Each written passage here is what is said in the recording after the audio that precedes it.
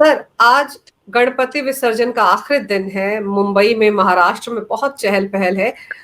लेकिन एक दिन पहले जिस तरह का धमकी भरा मैसेज मुंबई पुलिस को मिला कि 14 आतंकवादी मुंबई में एंटर कर गए हैं, 400 किलो आरडीएक्स उनके पास है, कई गाड़ियों में बम रखा गया। सर, ये तो अपने आप में सिक्योरिटी के लिए बहुत बड़ा थ्रेट माना ही जाएगा या नहीं? बिल्कुल माना जाएगा अंजू जी। गणपति विसर्जन एक बहुत बड़ा पर्व है, न केवल मुंबई के निवासियों के लिए बल्कि पूरे भारत के लिए। और मुंबई में तो विशेष तौर पे और महाराष्ट्र में ये इससे बड़ा उत्सव कोई हो नहीं सकता है। और इस उत्सव में इस तरह की धमकी और इस तरीके का भय और आतंक का वातावरण फैलाना, इससे ज्यादा घटिया कोई बात हो नहीं सकती है। 400 किलो आरडीएक्स, 34 गाड़ियां और 14 चरमपंथी लश्कर जिहाद के सदस्य बताए जाते हैं। हालांकि इस तंजीम का नाम लोगों ने सुना नहीं है, लेकिन धमकी तो फिर धमकी ही है।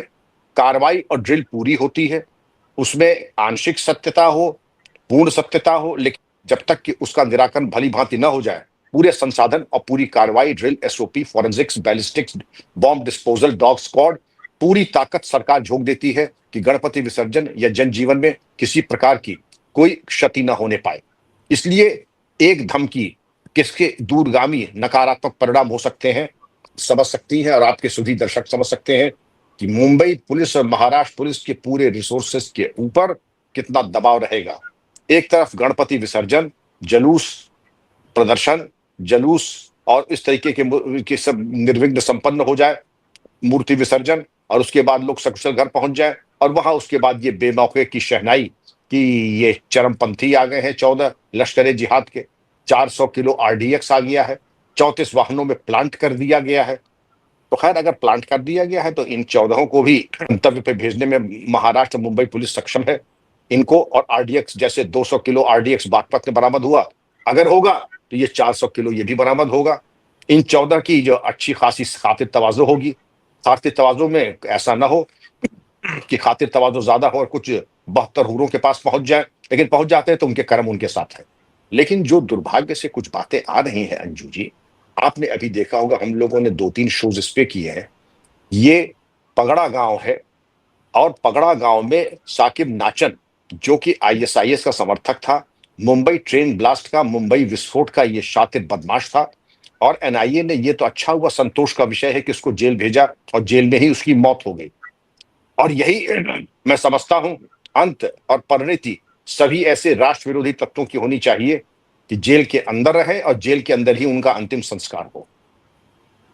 आपको याद हो कि साकिब नाचन के पास से बरामदगियां क्या क्या हुई थी?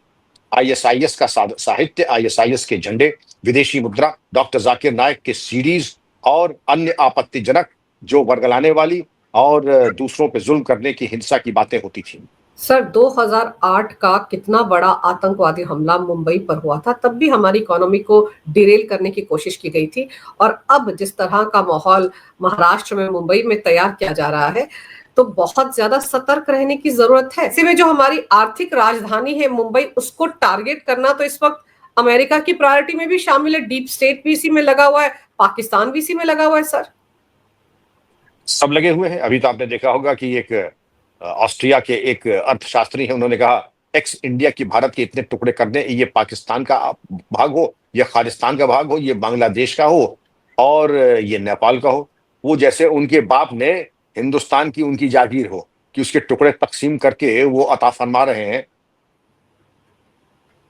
अरे कौड़ी के तीन, न हिंदुस्तान के सामने न बांग्लादेश था, न पाकिस्तान था, न नेपाल था, ये सब विराट भारत था। और अब तुम भारत के टुकड़े करने के वजह खत्म हो गए, भारत को खत्म करने वाले ही खत्म हो गए, मिट गए। और आज तुम्हारी भी ये औकात है नेटो वालों, ये 3 साल से तुम युद्ध कर रहे हो, तुम रशिया को कुछ करा नहीं पाए, रशिया ने तुम्हारी छठी का दूध याद दिला दिया। और अब चूंकि तुम्हारा तेल जो है रूस का भारत खरीद रहा है, तो अब तुम उसमें भी जो नए आयाम, नए तड़के की ब्राह्मणों को लाभ हो रहा है।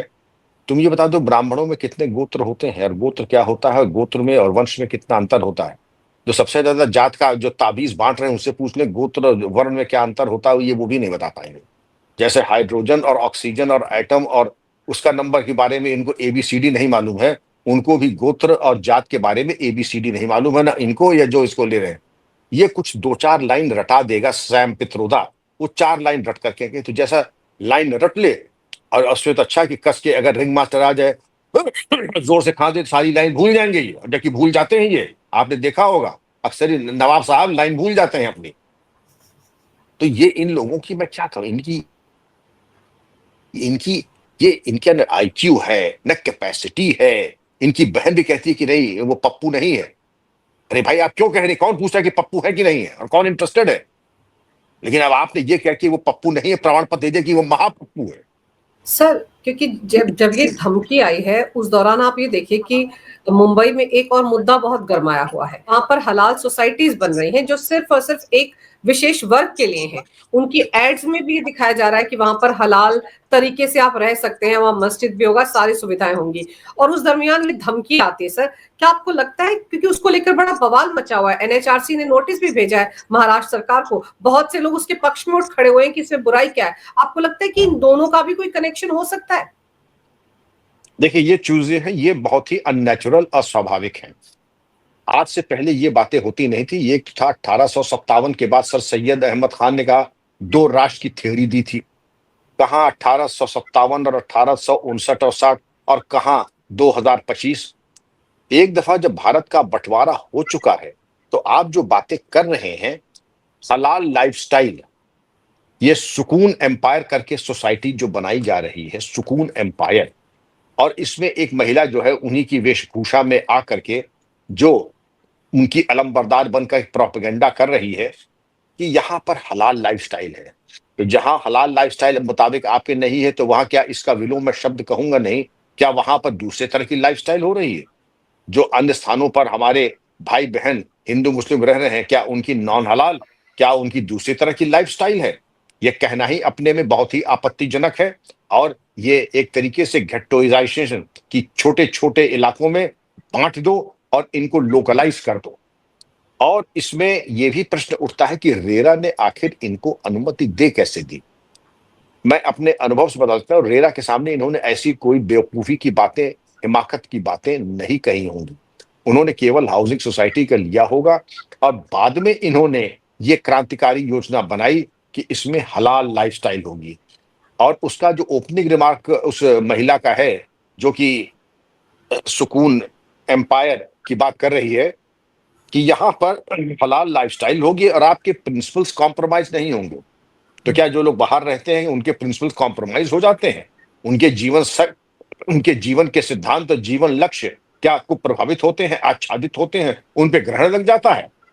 तो कौड़ी का बिल्डर देश के विभाजन की बात और एक तरीके से गजवाए हिंद का बीज बोने की जो कोशिश कर रहा है, अब वो सिखाएगा हमारे भाइयों बहनों को कि प्रिंसिपल्स जो जीवन के हैं वो आपके इसी सुकून एम्पायर में बन सकते हैं। वहां पर बुजुर्गों की इज्जत की जाती है, इबादत के लिए स्थान मुकर्रर है, बच्चे बहुत हिफाजत से रहेंगे। तो ये क्या मतलब समझते हैं कि बाकी जगहों पर हमारे बच्चे हिफाजत से नहीं रहते हैं, बुजुर्ग जो है उन अपमानित प्रताड़ित होते हैं? और ये अगर आप समझते हैं तो जहां सबसे ज्यादा आपके अलमबरदार हैं सुकून एम्पायर, तो छोड़ दीजिए, आप चले जाइए जहां आपके आका, मैं वही कहूंगा क्योंकि आपने जो चीज चीज की नींव डाली, मुझे कोई शर्मिंदगी नहीं कहने में, कि आपके जो पूजनीय हैं वहां चले जाइए और वहां देखिए क्या बुजुर्गों की दुर्गत नहीं होती है? क्या बुजुर्गों को वहां जंजीरों से बांध करके दुरुपयोग मतलब उनके साथ दुर्व्यवहार नहीं होता है? क्या बुजुर्गों को वर्गला करके संपत्ति नहीं हड़प की जाती है? और जो बात आप कर रहे हैं कि जहां पर बिल्कुल सब हलाल होता है और वहां पर एक जीवन शैली, जीवन लक्ष्य, आपके सिद्धांत कॉम्प्रोमाइज नहीं होते हैं। पसंद निसार की बात सुनिए पाकिस्तान में कि जलील लोगों, इसलिए हमने बनाया था पाकिस्तान की नकली दवाएं, नकली दूध और चूहे के कबाब खाएं हम लोग, कि तुम लोग चूहे मार करके, ये तो मानसिकता है। और आप बात कर रहे हैं सुकून एम्पायर की। ये कौन से सुकून एम्पायर की बात कर रहे हैं? नाम बड़े, दर्शन छोटे। और मैं बात करूं, थोड़ा बहुत दर्शन शास्त्र का मुझे भी ज्ञान है। सुकून एक आंतरिक विषय है। जब तक हम बाह्य परिस्थितियों के ऊपर निर्भर हैं कि हमें सुकून बाहर से मिलेगा, पड़ोसी के जरिए मिलेगा, सरकार के जरिए मिलेगा, हमें अपने रिश्तेदारों से मिलेगा, खालू और मामू से मिलेगा, तो 1000 साल अपने जिंदगानी में मुझे सुकून नहीं मिलेगा।